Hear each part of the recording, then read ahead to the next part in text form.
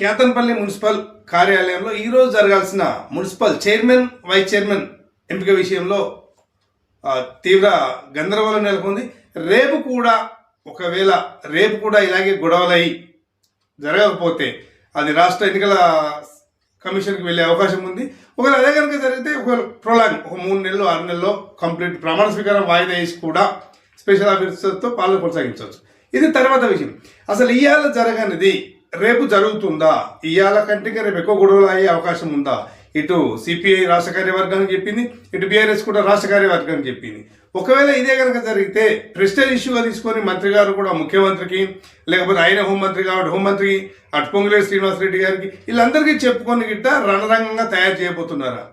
ఒకలాంటి నిజంగా చెప్పాలంటే ప్రజాస్వామ్యాన్ని, అది బీఆర్ఎస్ కావచ్చు, సిపిఐ కావచ్చు, కాంగ్రెస్ కావచ్చు, ఇంకో పార్టీ కావచ్చు, తక్కువ సీట్లు వచ్చి ఒకవేళ ఒకరో ఇద్దరో హెల్ప్ చేస్తే, ఒకరో ఇద్దరు మద్దతు పలికితే సీట్ వస్తుంది అనుకుంటే ఓకే. కనీసం 50%, 22లో 7 మాత్రమే గెలుపొంది అటో ఇటో బేరమాడో కొనుక్కోనో భయపెట్టో మభ్యపెట్టో చేస్తానంటే ఎలా సాధ్యం అనే ప్రశ్న ఇక్కడ ఉత్పన్నమవుతుంది.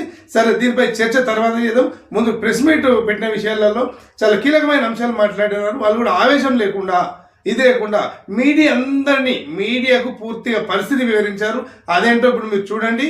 కేవలం ప్రజాస్వామ్యానికి మాత్రమే. ఎందుకంటే ఎట్లయినా కూడా గొడవలు కావద్దు. ఊళ్ళల్లో ఒక మంచి ఊరు రామకృష్ణాపురం, ఒక మంచి ప్రాంతం కేతనపల్లి అనే విషయమయ్యే బాలకసుమన్, సీతారామయ్య, కల్వెంటి శంకర్ గారు మాట్లాడారు.